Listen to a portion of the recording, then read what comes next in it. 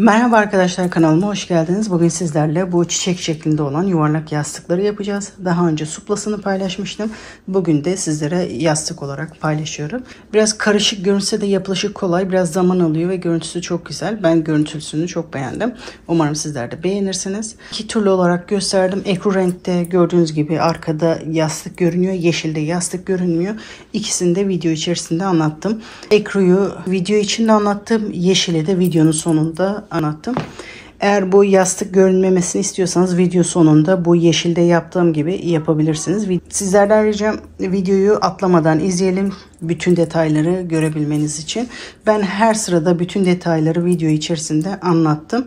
Atlamadan izlersek siz de bu şekilde güzel yastıkları yapabilirsiniz.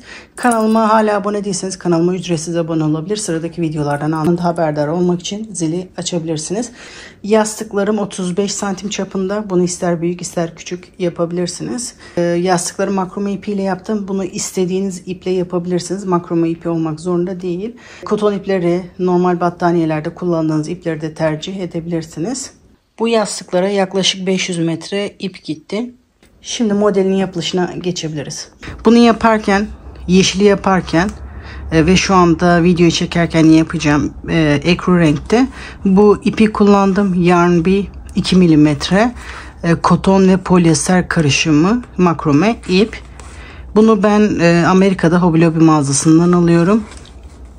İpin özelliği %50 koton, %50 polyester. Bu her aldığım ipte değişiyor. Yüzdelikler değişiyor. O yüzdelik kafanızı karıştırmasın. Ama %100 koton makrome ip değil. Karışık. Onu söylemek istiyorum. Tığ ile örerken 2 ile 4 mm arasında tığ öneriyor. Ben bunu 4 mm ile yapacağım. Benim elime daha yatkın ve modele daha iyi uydu. İpimde 250 gramda 250 metre ip varmış. Bu şekilde göstereyim. Yani böyle sıkı örgülü bir makrome ip değil. Gevşek örgülü bir makrome ip. Bu şekilde karışık makrome ip bulamıyorsanız 1 mm koton makrome kullanabilirsiniz. Ya da bu şekilde %100 koton ip de kullanabilirsiniz. Şimdi modelin yapılışına geçebiliriz. İpi tanıtırken bahsettiğim gibi 4 mm tığ kullandım bu şekilde. Modele sihirli halka yaparak başlıyorum. Sihirli halka yaparak ipimi orta parmağımdan önden arkaya doğru doluyorum. Birleşim noktasından sıkıca tutuyorum. İpin altından tığımı geçirip ipimi alıyorum. Bakın böyle bir hamle şekilde döndürdükten sonra bir zincir atıyorum. Ve halkamı bu şekilde oluşturuyorum. Tabii farklı şekilde sihirli halka yapanlar var. Benim bu şekilde kolayıma geldiği için bu şekilde yapıyorum. Sihirli halkanın içine trabzanlarla dolduracağız. Toplamda 16 tane ikili trabzan yapacağım. İlk trabzan yerine zincir çekiyoruz. Benim ilk trabzanım sayılıyor. Sihirli halkayı yaparken bir tane yapmıştım. 2 tane daha zincir çekerek toplamda 3 zincir çektim. Bu benim ilk trabzanım. Toplamda 16 tane ikili trabzan yapıyorum.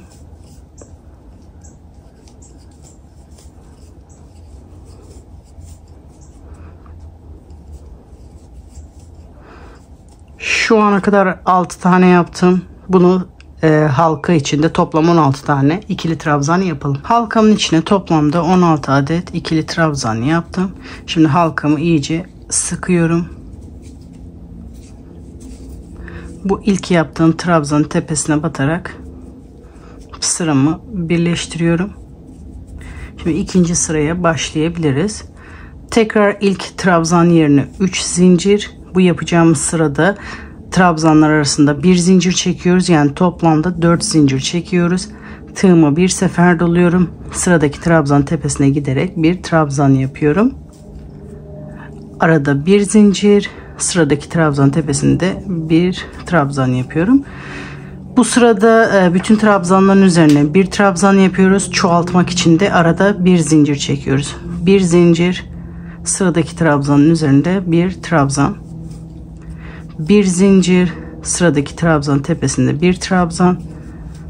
Bu şekilde sıra sonuna kadar yapalım. Toplamda 16 trabzan olacak ve aralarda bir zincir. Sıra sonuna kadar geldim. Bu son trabzanın üzerine de trabzan yaptım. Bir zincirde buradaki ara zincir için çekiyorum. Bu ilk yaptığım zincirin 3. zincirine batarak sıramı bu şekilde burada birleştiriyorum. Dediğim gibi burada toplam 16 tane trabzan olacak. Bir de aralarda bir zincir. Sayalım, eğer bir yanlışlık varsa ilerlemeden, yeni sıraya başlamadan onu düzeltelim. Toplamda 16 trabzan olacak. Yeni sıraya trabzan yerine 3 zincir çekerek başlıyorum. Bu benim ilk trabzanım sayılıyor. Bu sırada trabzanların üzerine birer trabzan ve arada 2 trabzan yapacağız. İlk trabzanımı bu ilk başlangıçtaki trabzan yerine saydığım zincirin üzerine yaptım. Toplamda 3 zincir. Şimdi boşluğa geliyorum. 2 trabzan yapıyorum. 1 2. Şimdi trabzan tepesine bir trabzan. Çoğaltma işlemini bu aradaki boşluklarda yapıyoruz. Bunun tepesinde yapmıyoruz. Boşlukta 2 trabzan. 1 2. Trabzanın tepesinde bir trabzan. Boşlukta 2 trabzan. Trabzanın tepesinde bir trabzan yapıyoruz. Bu şekilde sıra sonuna kadar yapalım. İlk sıralarda bu şekilde az az göstermek istiyorum. Çünkü çok fazla detay gösterilecek yerler var. Şimdi sıra sonuna kadar yapalım. Sıra sonuna kadar geldim. Son boşlukta da 2 tane yaptım. Bu ilk trabzanın tepesine batarak sıramı birleştiriyorum. Şimdi yeni sıraya başlıyorum. Bu sırada da toplam 48 trabzan olması gerekiyor. Yeni sıraya başlamadan kontrol edelim. Bir hata varsa düzeltelim. İlerleyen sıralarda sıkıntı olmasın. 3 zincir yapıyorum. Bakın ben şu anda zincirin tepesindeyim. Arada 1 2 3. trabzan tepesine, yani bu trabzan tepesine batarak bir sık iğne yapıyorum. 3 zincir, 1 2 3. trabzan tepesine, yani bu trabzan tepesine batarak bir sık iğne yapıyorum. 3 zincir, 1 2 3, yani bu trabzan tepesine batarak bir sık iğne yapıyorum. Bu şekilde sıra sonuna kadar yapalım. Bu şekilde toplamda 16 boşluk olacak. Sıra sonuna kadar yapalım. Sıra sonuna kadar geldim. Şu ana kadar 15 tane boşluk yaptım. 16. boşluğu birlikte yapmak istedim. Hem bu sırayı birleştirmem gerekiyor hem de ortadan başlamam gerekiyor. O yüzden bir zincir çektim. Tığımı doluyorum. Bakın bu ilk başladığım yere batarak bir çakma trabzan yapıyorum. Hem bu şekilde sıramı birleştirmiş oluyorum hem de yeni sıraya başlamış oluyorum. Şimdi burada yaprak yapmaya başlayacağız. Tığımı doluyorum. Bu ilk trabzan bu yaprağın trabzanı değil, onu karıştırmayalım. Bu burada zincir yerine yaptığımız trabzan. Şu anda yaprak için ilk trabzanı yapıyorum. 1 2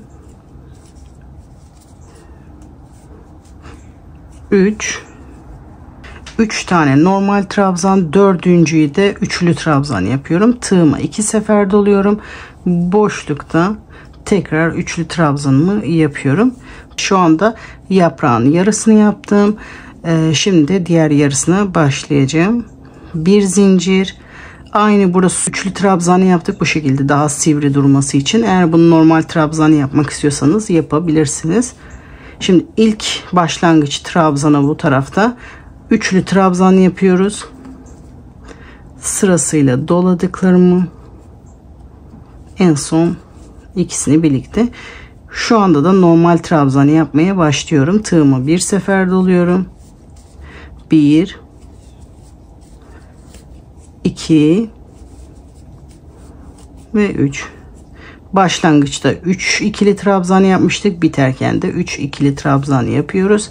Hiç zincir çekmeden bu sıradaki boşluğa batarak bir sık iğne yapıyorum. Şu anda benim bittiğim yer şurada başladığımız yer. Bu yaprağın başlangıcı olacak. Buranın bitimi bu sıradaki yaprağın da başlangıcı oluyor. Aynı burada yaptığımız gibi normal 3 tane ikili trabzan, 1 2 ve 3. Dördüncü trabzanda üçlü trabzan yapıyorum. Arada bir zincir, tığıma 2 sefer doluyorum. boşlukta üçlü trabzanla başlıyorum. Sıradaki trabzanlarda normal ikili trabzan yapıyorum. Tığımı doluyorum. 1, toplamda 3 adet ikili trabzan yapıyorum. 2 ve 3. Bu şekilde yaprağımızı bitiriyoruz. Toplamda 4 trabzan yapıyoruz. Bu tarafta sonuncuyu, diğer tarafta başlangıcı üçlü trabzan yapıyoruz. Diğerleri normal ikili trabzan. Hiç zincir çekmeden boşlukta bir sık iğne yapıyorum. Şimdi son bir yaprak daha göstereceğim. Ondan sonra sıra sonuna kadar aynı şekilde yapıyoruz. Normal sıradaki boşluğa gelerek normal ikili trabzanlardan 3 tane yapıyorum.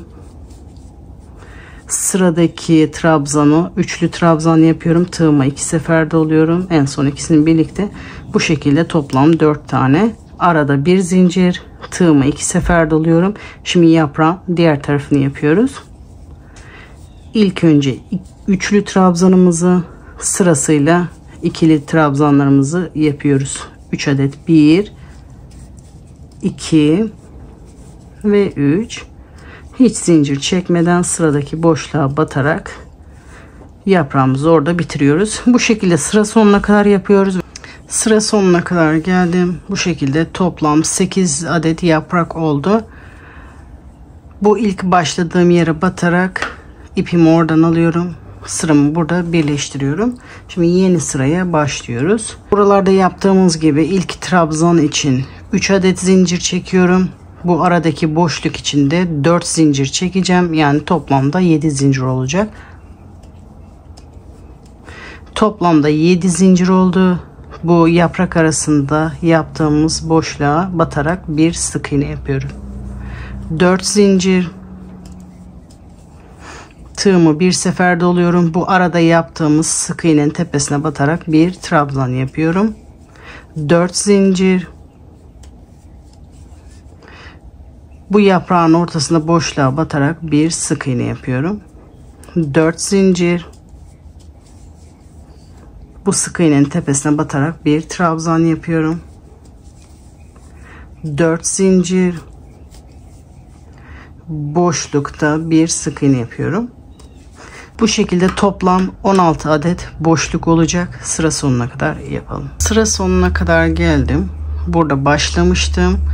Aradaki 4 zinciri çektim. Şu anda sıramı birleştireceğim. 1 2 3. 3. zincirden ipimi alıyorum. İlmeğimi oradan geçirerek sıramı birleştiriyorum. Yeni sıraya trabzan yaparak başlıyoruz. Aynı bu sıra başlarında yaptığımız gibi 3 zincir çekerek yeni sıraya başlıyorum. Bu benim ilk trabzanım sayılıyor. Sadece çoğaltmaları bu trabzanların tepesine ve sık iğnelerin tepesinde çoğaltma yapacağız. Diğer zincirlerin içinde bir trabzan yapacağız. Şimdi ilk çoğaltmamı burada yapıyorum. Tepesine bir trabzan yapmış oldum. Aynı boşlukta tekrar bir trabzan yapıyorum. Bu şekilde ilk çoğaltmamı yapmış oluyorum. Şimdi sıradaki zincirin içinde bir trabzan. Ben zincir içine yapmayı tercih ettim. Bu şekilde direkt zincirin üzerine de bu şekilde yapabilirsiniz. Onda bir sıkıntı yok. İkinci zincirde bir trabzan. Üçüncü zincirin içinde bir trabzan. Dördüncü zincirin içinde bir trabzan. Bu aralarda 4 zincir vardı. 4 trabzan yaptım. Şimdi bu sık iğnenin tepesinde isterseniz tek teline buradaki gibi, isterseniz bu şekilde ikisini birlikte de yapabilirsiniz. Şimdi sık iğnenin üzerinde 2 trabzan yapıyorum. 1 ve 2. Çoğaltmamızı burada yaptık. Sıradaki çoğaltma burada olacak. Arada 4 zincir vardı. Her zincirin içinde birer tane trabzan yapıyoruz. 1. Sıradaki trabzana geçiyorum. 2. Sıradaki trabzana geçiyorum. 3. Sıradaki trabzana geçiyorum. Ve 4. Şimdi trabzanın tepesinde 2 adet trabzan yaparak çoğaltma işlemini yapıyorum. Bir trabzan yaptım. Tekrar aynı boşlukta bir trabzan yapıyorum. Bu şekilde sıra sonuna kadar yapıyoruz. Dediğim gibi sadece bu trabzan ve sık iğnelerin üzerinde 2 tane yapıyoruz. Diğer zincirlerin içinde birer tane yaparak sıra sonuna kadar yapalım. Sıra sonuna kadar geldim. Son zincirin içine de trabzan yaptım. Toplamda 96 trabzan olması gerekiyor. Sıramızı kontrol edelim. Eğer bir hata varsa değiştirelim. Toplamda 96 olması gerekiyor. İleride bir sıkıntı yaşamamak için kontrol edelim. Şimdi sıramızı birleştirirken bu son trabzanın arkasından beri tığımı geçiriyorum. Bu ilmeğimi arkaya doğru çektiriyorum. Burada 2 tel var gördüğünüz gibi. Bu telin arasından bir tığımı geçiriyorum. İlmeğin içinden de geçiriyorum. Bu ipimi buradan alıyorum. Bu şekilde yapıyoruz ki diğer sırada buraya rahatlıkla yaprağımızı yapalım. Şimdi yeni sıraya başlıyoruz. 3 zincir çekerek yeni sıraya başlıyorum. Yani bu benim ilk trabzanım oluyor. Her telin arka teline batarak bu şekilde trabzan yapacağız. Bakın sıradaki trabzanın arka telinden beri bir trabzan yapıyorum. Bu alt sırada 4 tek bir çift yaptık. Yani 5.'de 2 tane trabzan yaptık. Bu sırada da 5 tek bir çift olacak. Yani 5 tane tekli trabzan yaptıktan sonra 6. trabzan çift olacak. Şu anda 3 tek yaptım. Şu 4. tek yaptım. Toplamda 5 yapmam gerekiyor. Ama ben çoğaltma yerlerini aynı yere getirmek istemiyorum. Aynı yere getirince oralarda köşe oluşuyor.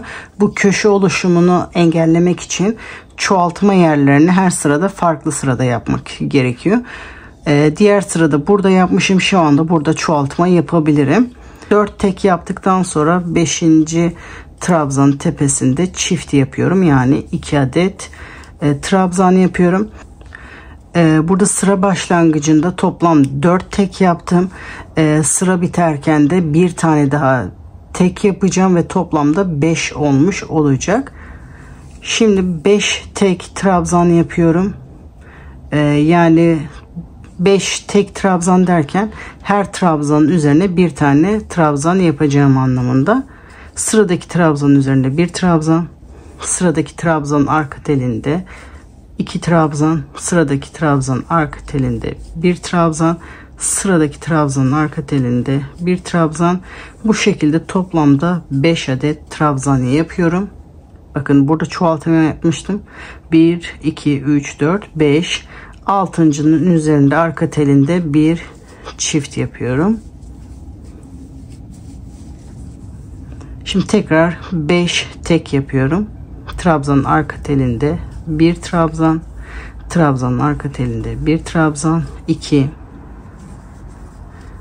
3, 4, 5, 6. trabzanın tepesinde de 2 tane trabzan yapıyorum. Aynı boşluk içerisinde 2 trabzan yapıyorum. Bu şekilde sıra sonuna kadar bundan sonra yapacağımız trabzan işlemlerinde hep arka tellerine batacağız. Çünkü ön tellerine yaprak uygulayacağız. Diğer sıralarda söylemeyi unutursam aklınızda bulunsun. Hep arka tellerine trabzan yapacağız. Bu şekilde sıra sonuna kadar yapalım. 5 tek bir çift.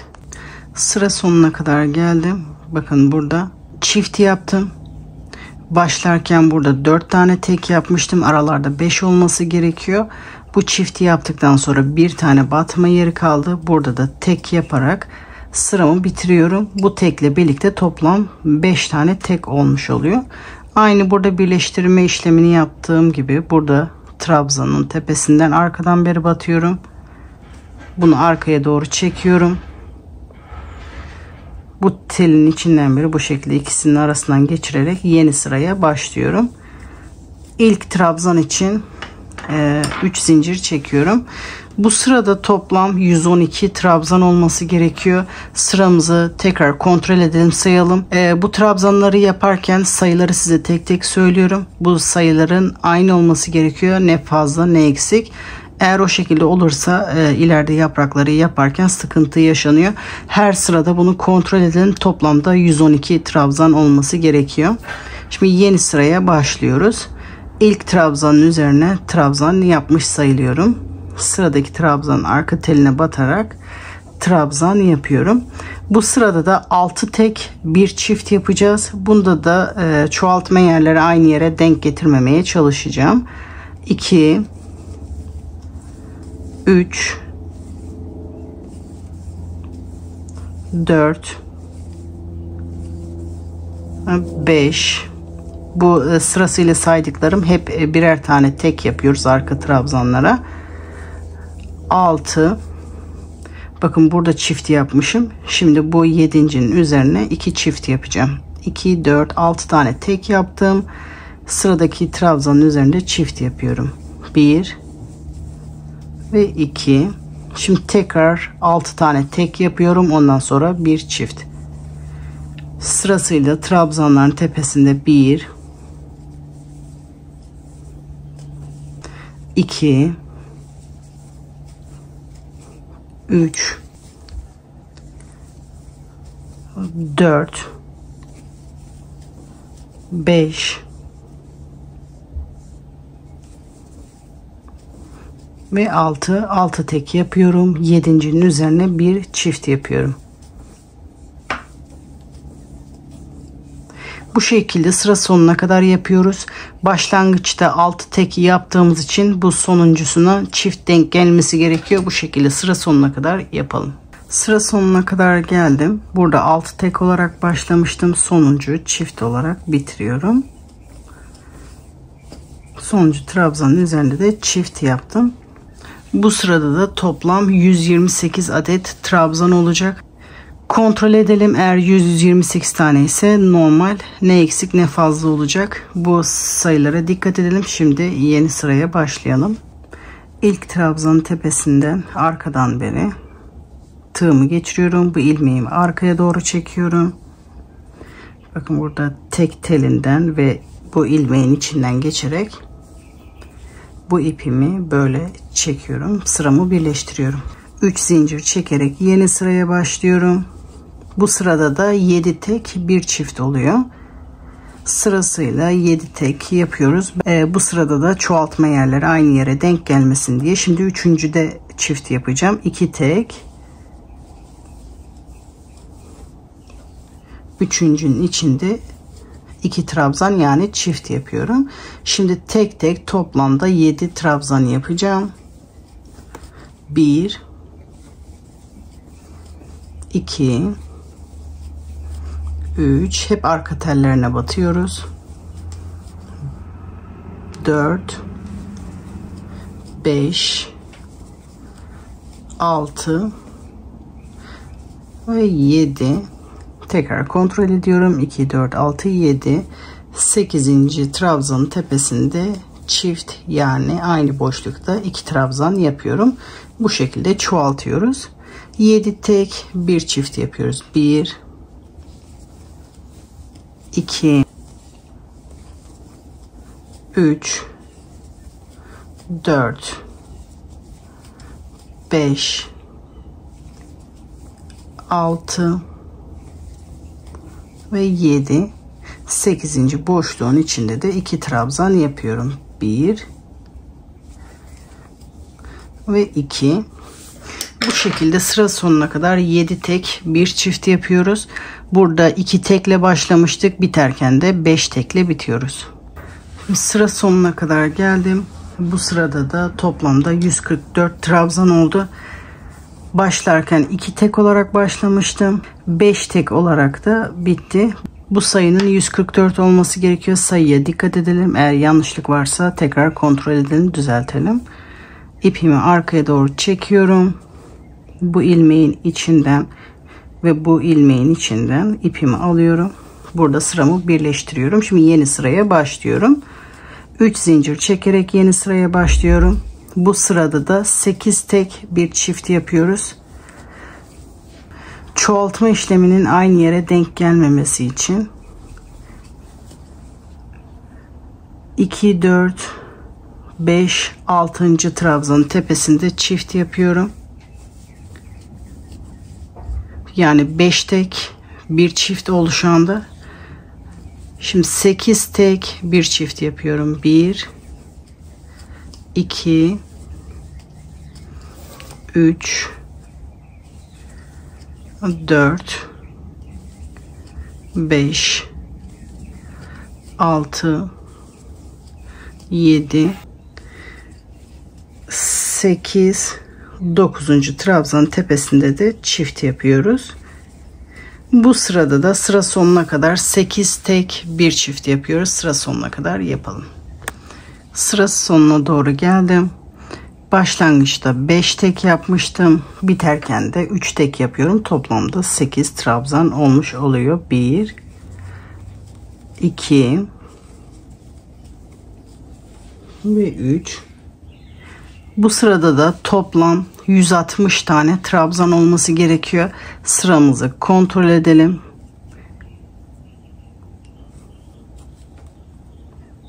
Sıramı birleştiriyorum. Buradan bir ilmek, diğer ilmeğin içinden de ipimi alıyorum. Yeni sıraya başlıyorum. 3 zincir ilk trabzan için. Bu sırada da 9 tek bir çift yapıyoruz. Çoğaltma yerinin tekrar aynı yere denk gelmemesi için bu sefer 4. trabzanın orada çift yapıyorum. Bakın 3 tek bir çift oldu. Şimdi 9 tek bir çift yapacağım. 1, 2, 3, 4, 5, 6, 7, 8 ve 9 tane tek oldu.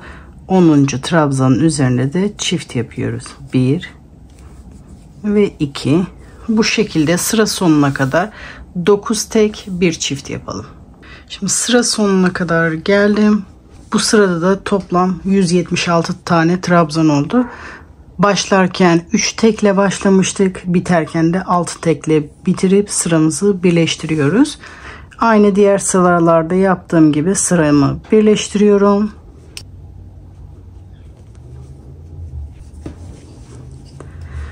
Üç zincir çekerek yeni sıraya başlıyorum. Bu trabzanın tepesindeki, şimdi sıradaki trabzanın tepesine batarak sırasıyla trabzan yapmaya başlıyorum. Bu sefer 3. trabzanın üzerinde çift yapıyorum. 10 tek bir çift yapacağım. 1, 2, 3, 4, 5, 6, 7, 8, 9 ve 10. Şu anda 10 tek yaptım. 10 tek yaptım. Bir çift yapıyorum. 11.'nin üzerinde 2 trabzan yapıyorum. Bu şekilde sıra sonuna kadar 10 tek bir çift yaparak sıra sonuna kadar yapalım. Burada 2 tekle başlamıştım. 8 tekle bitmesi gerekiyor. Sıra sonuna kadar yapalım. Sıra sonuna kadar geldim. Başlarken 2 tekle başlamıştım. 8 tekle bitirdim. Bu sırada da toplam 192 trabzan yaptım. Bu ilk yaptığım tepesine batarak ipimi oradan alıyorum. Sıramı birleştiriyorum. Bu benim yuvarlak yastığım. Yastığımın üzerine ölçüyorum. Yastığımı ölçüyorum. Bakın kenar dikişi böyle bir sıra kalacak şekilde olana kadar yapıyorum. Bu şekilde bırakıyorum çünkü böyle gerdirerek birleştirince tam güzel ölçüye ulaşıyor. Aynı ölçüde ya da hafif büyük yaparsak bu yastığın üzerinde çok potluk oluyor. O yüzden tam bu şekilde bırakırsak yastığın kenarına bir sıra kalacak şekilde kadar arka planı yaparsak tam ideal ölçüye ulaşmış oluruz. Bir zincir çekip burada ipimi kesiyorum. Sonra bu ipimizi arkada saklıyoruz. Bu şekilde 2 adet hazırlıyoruz. Birisi ön parça için, diğeri de arka parça için. arka tarafa yaprak uygulamayacağız. Bu şekilde düz kalacak. Bu şekilde 2 adet hazırlayalım. Ondan sonra ön parçaya geçelim. 2 parça hazırladım. Şimdi yaprakları yapmaya başlayabiliriz. Buraya kadar toplamda 120 metre ip gitti. Onu da sizinle paylaşmak istedim. İstediğiniz herhangi bir yerden başlayabilirsiniz ama ben bu ek yerinden başlamak istiyorum. Bir zincir çekiyorum. Bu trabzanları yaparken hep arka tellerine batmıştık. Şimdi ön tellerine batarak yaprak yapmaya başlayacağız. İpimi oradan alıyorum. İlmeğimin içinden geçirerek ipimi burada sabitliyorum.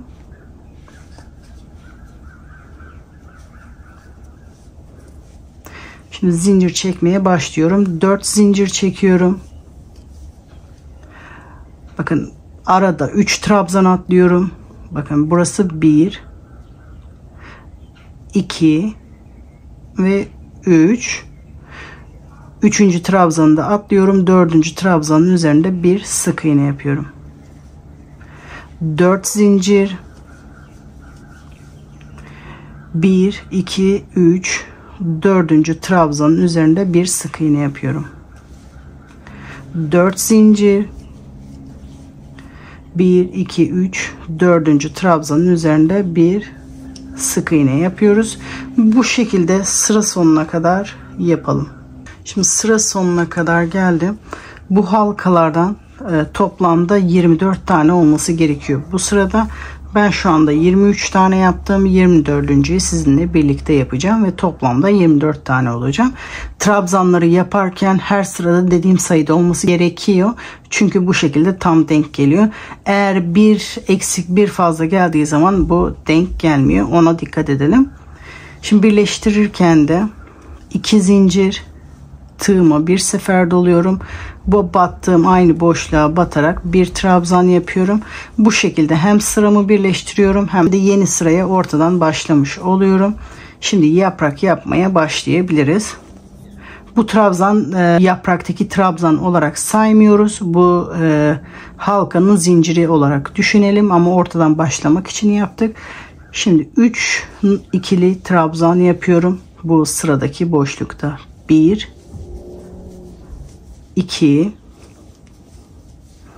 ve 3. Artık burada yaptığımız yapraklar bundan birer trabzan fazla yapacağız. Bu ortada bir üçlü trabzan yapmıştık. Buradaki yaprakları yaparken 2 tane üçlü trabzan yapacağız. İsteğe bağlı. İsterseniz buradaki gibi de yapabilirsiniz. Ama buradaki zincir sayısı farklı olduğu için yapraklar daha iyi görünmesi için ben bir fazla yaptım. Dediğim gibi eğer bir tane eksik yaparsanız aynı buradaki gibi yaparsanız daha az ip gidecektir. Şimdi ortada 2 tane üçlü trabzan yapıyorum.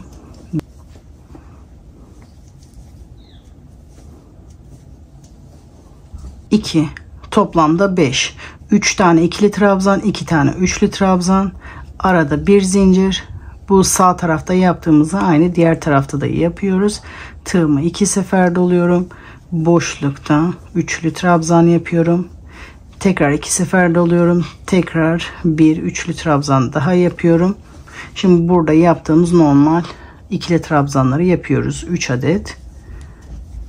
1, 2 ve 3. Sıradaki boşluğa batarak bir sık iğne yapıyorum. Tığımı bir sefer doluyorum. Şimdi aynı bu yaprak işlemi sıradaki boşlukta yapıyoruz. Bir boşlukta yaprak yapıyoruz. Bir boşlukta sadece sık iğne yapıyoruz.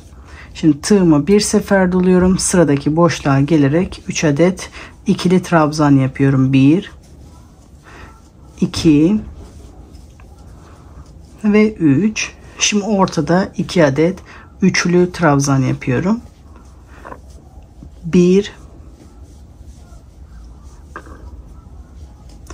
ve 2. Arada bir zincir. Tığıma 2 sefer doluyorum. Boşlukta tekrar 2 adet üçlü trabzan yapıyorum. 1 2. Şimdi aynı boşluk içerisinde 3 tane ikili trabzan yapıyorum. 1 2 ve 3, toplamda 5 trabzan yapıyorum. 5 bir tarafta, 5 diğer tarafta. 3 ikili trabzan, 2 üçlü trabzan yapıyoruz ve sıradaki boşlukta bir sık iğne yapıyorum.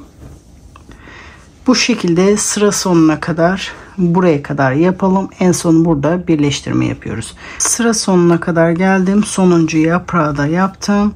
Zinciri yaparken yaptığım trabzanın tepesine batarak ipimi oradan alıyorum.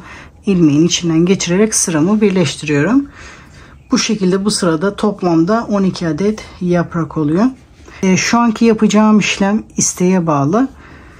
Bu yeşilde yaptım. Gördüğünüz gibi kenarda iz sürümü var. Yaprakların böyle daha dolgun durmasını ve daha düzgün durmasını sağlıyor. İsteğe bağlı olarak yapabilirsiniz. İsterseniz de yapmayabilirsiniz. Bunda iz sürme yok. Bu şekilde. Gördüğünüz gibi diğeri daha dolgulu duruyor. Bu beyazda da iz sürme yaptım. Bunda yapmadım. Dediğim gibi bu isteğe bağlı. Yaprağın sırasıyla bütün trabzanların tepesinde, arka tellerinde bu şekilde iz sürme yapıyorum.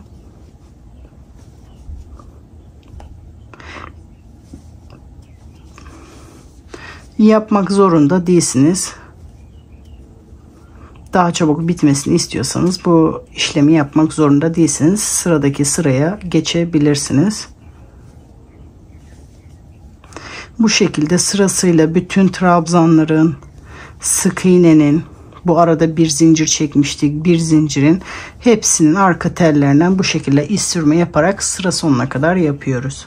Sıra sonuna kadar geldim. İlk yaptığımın üzerinde de bir iz sürme yaparak sıramı birleştiriyorum. Şimdi ikinci sıraya geçiyorum. Daha az ip gitmesini isterseniz bu şekilde bir sırada yaprak yapıp bir sırada yapmayıp bir sırada yapıp bir sırada yapmayıp bu şekilde iki sırada bir yapabilirsiniz. Görüntüsü de bu şekilde oluyor. Şimdi ikinci sıraya başlıyorum.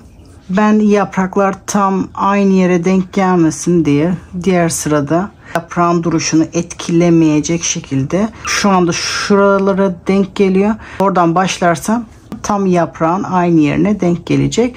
Hem burayı yamultmadan bu şekilde düz tuttuğumda şu trabzanın oradan sıramı sabitliyorum. Kontrol ediyorum herhangi bir yamukluk var mı? Yok. Oradan yaprak yapımına başlıyorum.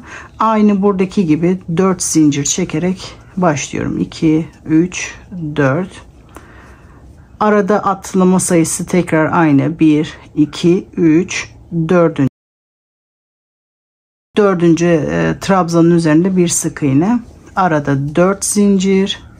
1, 2, 3, 4. trabzanın üzerinde bir sık iğne. 1, 2, 3, 4. 4. trabzanın üzerinde bir sık iğne. Aynı diğer sıradakinin tekrarını yaparak sıra sonuna kadar yapalım. Bir toplamda 28 adet boşluk olması gerekiyor. Bu şekilde sıra sonuna kadar yapalım. Şimdi sıra sonuna kadar geldim. Toplamda 28 zincirli boşluk oldu. Bitiş kısmını eğer direkt ortadan başlamak istiyorsak aynı diğer sırada yaptığımız gibi yapıyoruz. Ama ben şimdi ortadan başlarsam aynı yaprağa denk gelecek. Ben bu yaprakların boşluğa denk gelmesini istiyorum. O yüzden son yapacağım boşluğu bakın 4 zincir, 3 boşluk var. Bu ilk battığım yere batarak ilmeğimi orada birleştiriyorum. İz sürme yaparak bu boşluğun ortasına kadar geliyorum. Sırasıyla 2 zincirin içinden bir iz sürme yaptım. Ortada bir sık iğne yapıyorum. Şimdi burada yaprak yapmaya başlarsam bunun ortasına denk gelebilir. Aynı diğer yaprakları yaptığım gibi 2 3 ikili trabzan, 2 adet de üçlü trabzan yapıyorum. 1 tığıma 2 sefer doluyorum. 3 seferde çekiyorum ve toplamda 5 trabzan oluyor. Bir zincir, tığıma 2 sefer doluyorum. Aynı bunu diğer tarafa yapıyoruz. 1 tığıma 2 sefer doluyorum. İkinci trabzanı yapıyorum. Şimdi 3 tane ikili trabzanı yapıyorum. Bir sefer doluyorum. 1 2 ve 3. Sıradaki boşluğa gelerek bir sık iğne yapıyorum. Bir yaprak daha göstereyim. Ondan sonra sıra sonuna kadar aynı şekilde yapalım. 1 2 bir sefer doluyoruz. Üçüncü trabzanı yapıyorum. Tığıma 2 sefer doluyorum. 1 ve 2. Arada bir zincir. Tığıma 2 sefer doluyorum. Tekrar aynı boşluk içerisinde trabzan yapıyorum. 1 2. Şimdi 3 tane ikili trabzan yapıyorum. 1 2 ve 3. Sıradaki boşluğa gelerek bir sık iğne yapıyorum. Aynı diğer sırada yaptığımız gibi bu şekilde sıra sonuna kadar yapraklarımızı yapalım. Sıra sonuna kadar geldim. Toplamda 14 yaprak yaptım. Bu ilk yaptığım yere batarak sıramı birleştiriyorum. Şimdi ben bu yaprakların üzerine iz sürme yapacağım. Yapmak isteyenler varsa benim gibi iz sürme yapabilir. Yapmak istemeyenler varsa sıradaki sıraya başlayabilir. Şimdi ben bunu sıra sonuna kadar iz sürme yapacağım. Sıra sonuna kadar iz sürme yaptım. Yeni sırada yaprak yapmaya başlıyorum. Aynı diğer sırada yaptığımız gibi 1-2 trabzan ileride başlayarak ipimi orada sabitliyorum. Burada da yaprağımı kontrol ediyorum. Bir gerginlik, bir bozukluk var mı diye. Şu anda herhangi bir sıkıntı yok. Tutturduğum trabzandan yaprak yapımına başlıyorum. Aynı diğer sıralarda yaptığımız gibi 4 zincir, 1 2 3, 4. trabzan tepesinde bir sık iğne, 4 zincir, 1 2 3, 4. trabzan tepesinde bir sık iğne, 4 zincir, 1 2 3, 4. trabzan tepesinde bir sık iğne. Bu şekilde sıra sonuna kadar yapıyoruz. Toplamda 32 boşluk olacak. Bu şekilde sıra sonuna kadar yapalım. Sıra sonuna kadar geldim. İsterseniz ortadan başlamak istiyorsanız ilk sıradaki gibi normal benim gibi yapraklar tam arka arkaya denk gelmesin, boşluğa denk gelsin diyorsanız şu anda yapacağım gibi yapabilirsiniz. Bunun ortasından beri başlayacağım. Buraya yaprak yaparsam boşluğa doğru denk geliyor. 4 zincir. Bu ilk başladığım yere batarak sıramı orada birleştiriyorum. Şimdi bu boşluğun ortasına kadar gelmem gerekiyor. İz sürme yaparak boşluğa kadar geliyorum. Sonra ortada bir sık iğne yapıyorum. Şimdi yaprak yapmaya başlıyorum. 1 2 ve 3. 4. tığıma 2 sefer doluyorum. 5.'yi yapıyorum. Arada bir zincir. Şimdi diğer tarafı yapıyorum. 2 sefer doluyorum. İlk trabzan 2 sefer doluyorum. İkinci trabzan bir sefer doluyorum. 3. trabzan bir sefer doluyorum. 4. bir sefer doluyorum. 5. trabzanı yapıyorum. Sıradaki boşluğa gelerek bir sık iğne yapıyorum. Aynı diğer sıralarda yaptığımız gibi yaprağı yapıyoruz. Sıra sonuna kadar yapalım. Toplamda 16 yaprak olması gerekiyor. Sıra sonuna kadar yapalım. Sıra sonuna kadar geldim. Şimdi sıramı birleştiriyorum. İz sürme yapacaklar. Bu sırada iz sürmeyi yapmaya başlasınlar. Ben de iz sürme yapıyorum. Bunu sıra sonuna kadar iz sürme yapıp geliyorum. Eğer iz sürme yapmak istemiyorsanız sıradaki sıraya başlayabilirsiniz.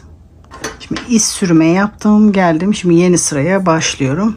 Aynı diğer sıralarda yaptığımız gibi sıradaki sıranın bir iki trabzan ötesinde sıramı sabitleştiriyorum. Kontrol ediyorum. Herhangi bir yaprakta gerginlik var mı diye. Normal görünüyor. Şimdi burada zincir çekmeye başlıyorum. 4 zincir.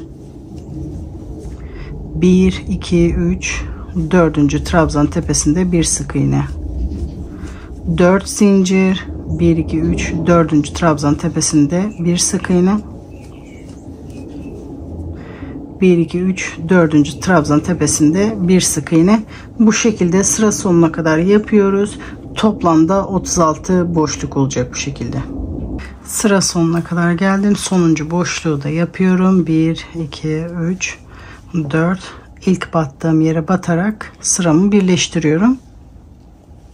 Toplamda 36 boşluk oldu. Şimdi iz sürme yaparak boşluğun ortasına kadar geliyorum. 2 zincirin üzerinden iz sürme yaptım. Boşlukta tekrar bir sık iğne. Aynı diğer sıralarda yaptığımız gibi yaprağa başlıyorum. 1, 2, 3 tane ikili trabzan, 2 sefer dolayarak 2 adet de üçlü trabzan yapıyorum. Toplamda 5 trabzan. Arada bir zincir, tığıma 2 sefer doluyorum. Tekrar 2 adet üçlü trabzan yapıyorum. Bu yaprakların yapılış şekli her sırada aynı. Sadece toplamdaki yaprak sayısı farklı. 2 tane üçlü trabzan, 3 tane de ikili trabzan yapıyorum. 1,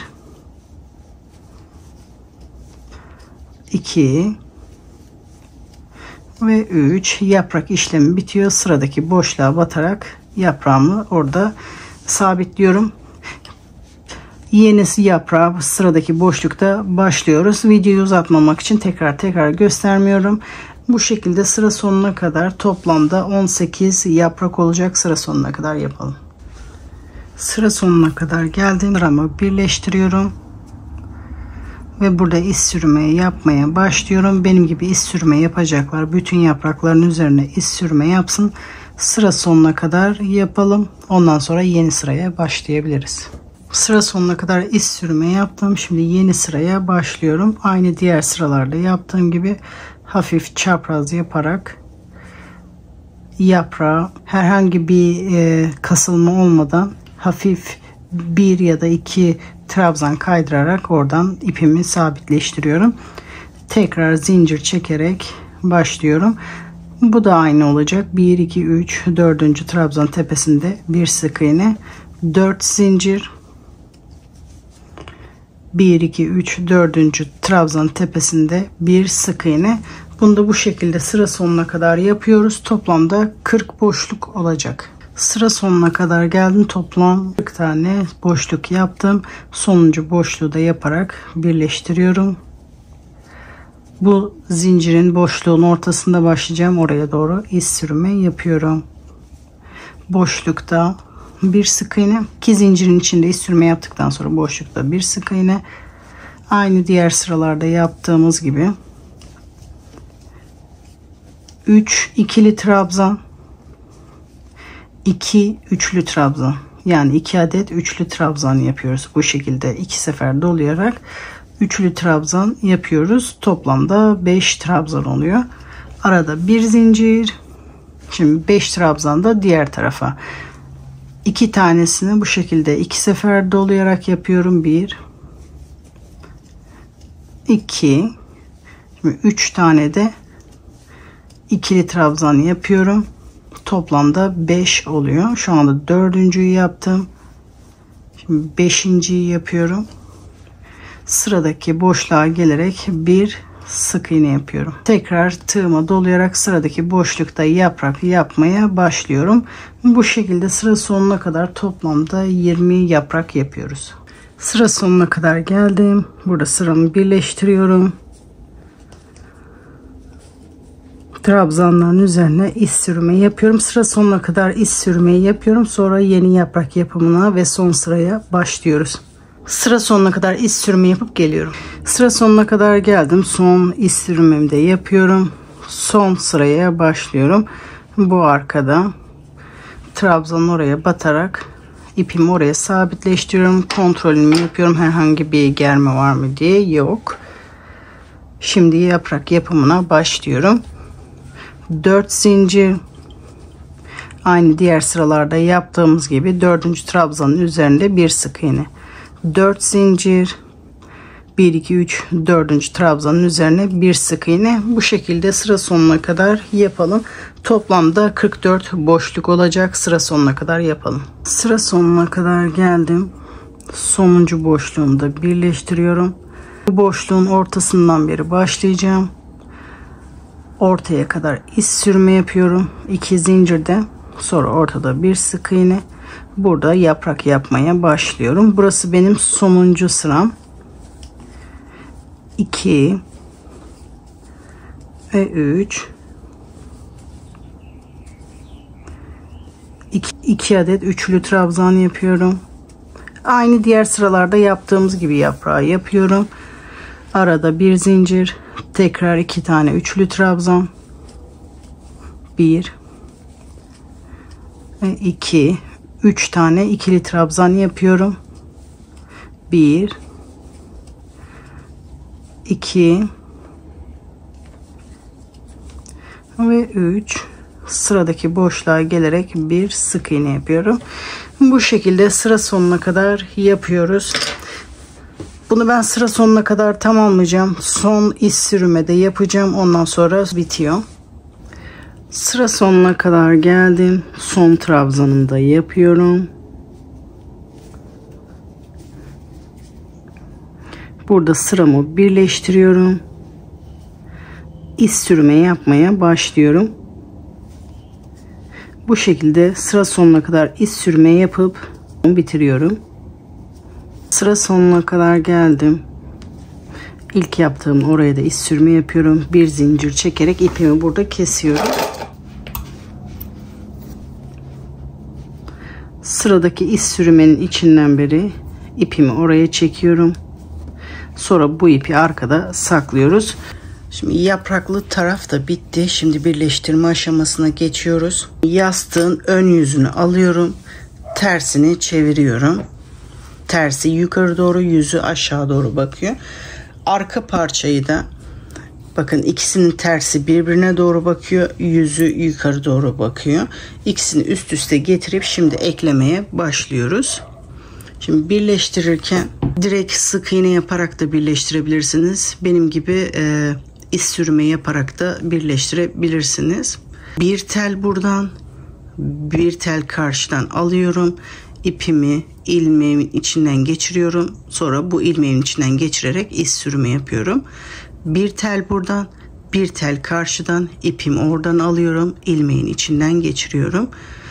Bir tel buradan, bir tel karşıdan, ipimi oradan alıyorum, ilmeğin içinden geçiriyorum. Bu şekilde bütün trabzanların birer tane ilmeğinden bu şekilde iz sürme yapıyoruz. Bakın, bir tel buradan, bir tel karşıdaki trabzanın tepesinden ipi alarak ilmeğin içinden geçiriyorum. Bu şekilde sırasıyla bütün trabzanların tepesinde bu şekilde yapıyoruz. Gördüğünüz gibi bu şekilde iz sürme yapıyoruz. Bunu nereye kadar yapıyoruz? Bu şekilde, burası başlangıç noktası, yaklaşık buraya kadar. Bunu bir yastık geçecek kadar boşluk bırakıyoruz. Buraya kadar yapıyoruz. Çünkü buradan yastığımızı geçirip sonra ikisini birlikte birleştireceğiz. Yani yaklaşık bu noktaya kadar yapalım. Bir yastık geçecek kadar yaptım. Şimdi yastığımı içine geçiriyorum. Ondan sonra ikisini birlikte birleştiriyorum. Bu şekilde yastığımı geçiriyorum.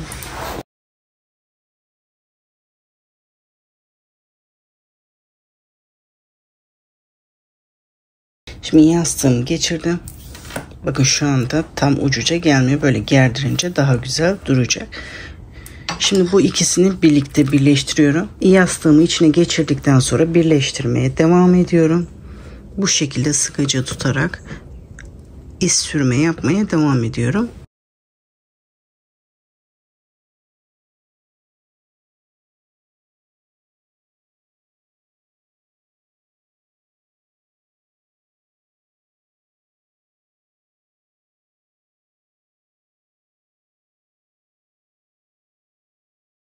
sırasıyla aynı başlangıçta yaptığımız gibi bir tel oradan, bir tel karşıdan alarak bu şekilde iz sürme yapmaya devam ediyorum.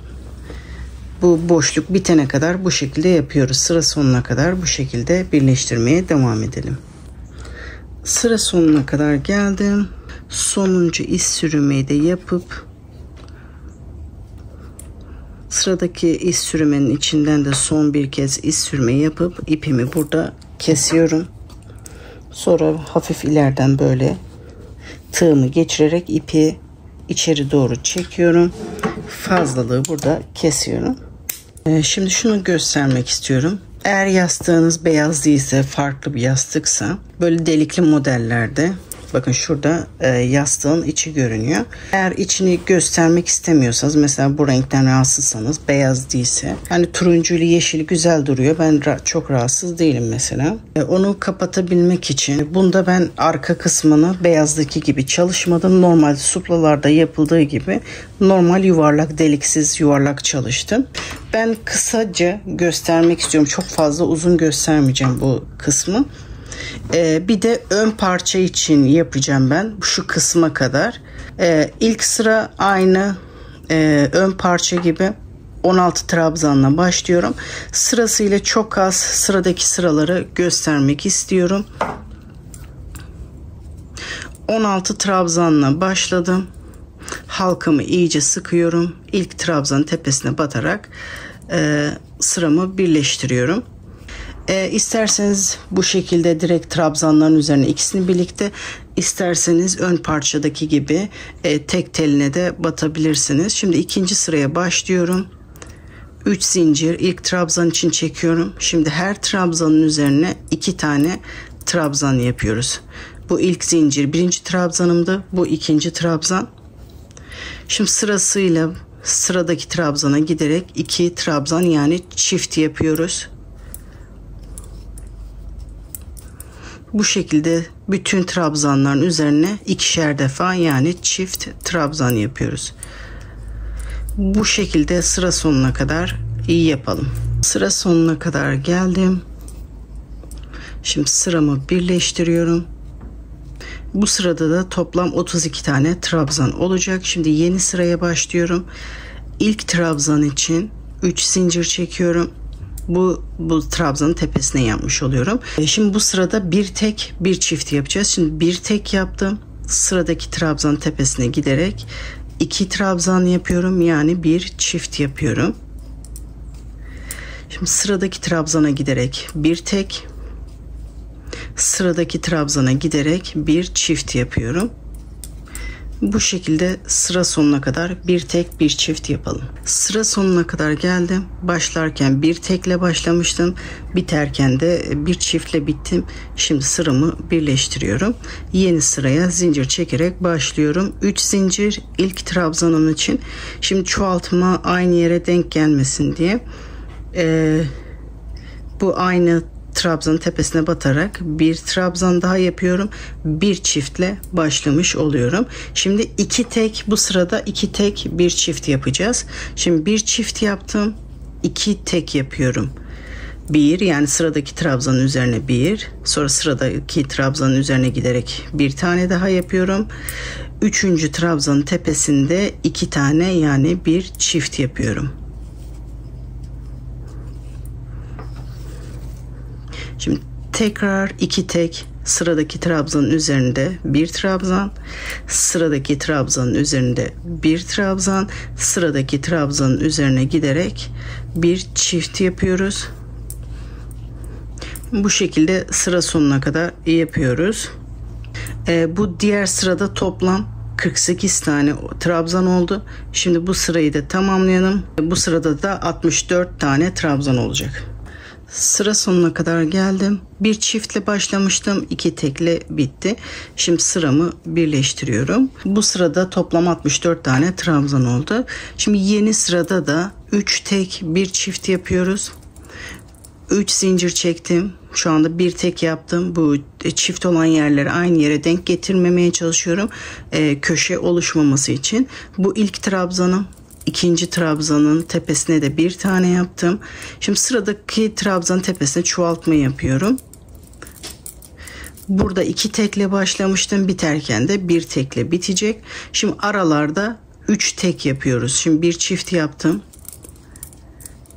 1, sıradaki trabzanın tepesine giderek 2, sıradaki trabzanın tepesine giderek 3. Şimdi sıradaki trabzanın üzerinde çift yapıyorum. 2 trabzan yapıyorum. Bu şekilde sıra sonuna kadar 3 tek bir çift yapalım. Şimdi sıra sonuna kadar geldim. Başlarken 2 tekle başlamıştım. Şimdi bitince de 1 tekle bittim ve toplamda 3 tek olmuş oldu. Şimdi sıramı birleştiriyorum. Şimdi ben yapmak istediğim yere kadar yaptım. Yani şuraya gelecek kadar yaptım. Bu arkayı da bu şekilde tamamlamak için şu anda ben bu kısma kadar yaptım. Bakın şu kısma kadar yaptım. Buradan sonrasında ön parçada yaptığımız gibi yapıyoruz. Ön parçayı izleyerek devam edebilirsiniz. Ben şimdi videoyu uzatmamak için burada bitiriyorum. Şimdi burada eklemeyi göstereceğim burada. Buraya ekleyip delik kısmını kapatabiliriz. Şimdi ön parçayı tersine çevirdim. Bu parçanın da düzü aşağı doğru, tersi aynı bunun yönünde yukarı doğru oluyor. Şimdi bunu birleştirmeye başlıyorum. Bunu isterseniz iğneyle dikebilirsiniz, isterseniz iz sürme yaparak da birleştirebilirsiniz. Şimdi birleştirmeye başlıyorum. Buranın bir telinden, burada da trabzan yaparken zincirlerin bir teline batmıştık. O diğer teline tığımı geçiriyorum. İpimi oradan alıyorum. İlmeğin içinden geçiriyorum. Aynı yastığın kenar birleştirme aşaması gibi. Buradan bir tel, bakın burada zincir olan yer burası. Bunun üzerine trabzan yapmıştık bir tellerine. Oradaki zincirin bir teline batarak iz sürme yapıyorum. İğneyle de yapabilirsiniz dediğim gibi. Bir tel oradan, bir tel buradan, bu şekilde aynı yastık kenarında birleştirdiğimiz gibi birleştirmeyi yapıyorum.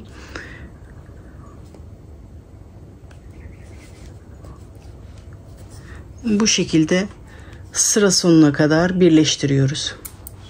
Şimdi sıra sonuna kadar birleştirdim.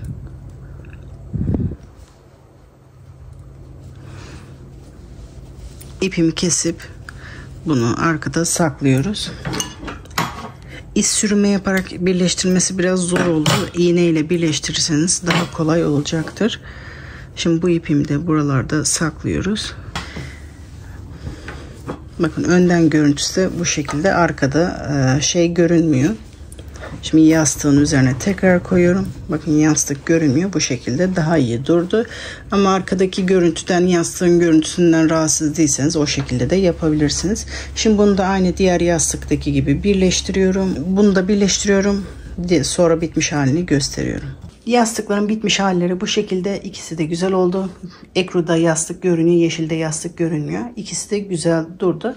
Eğer sizin yastıklarınız da beyaz değilse, farklı renklerdeyse bu şekilde yeşilde yaptığımız gibi yapabilirsiniz. Kanalıma hala abone değilseniz kanalıma ücretsiz abone olabilir. Zili açarak sıradaki videolardan anında haberdar olabilirsiniz. Sıradaki videolarda görüşmek üzere. Hoşça kalın, kolay gelsin diliyorum.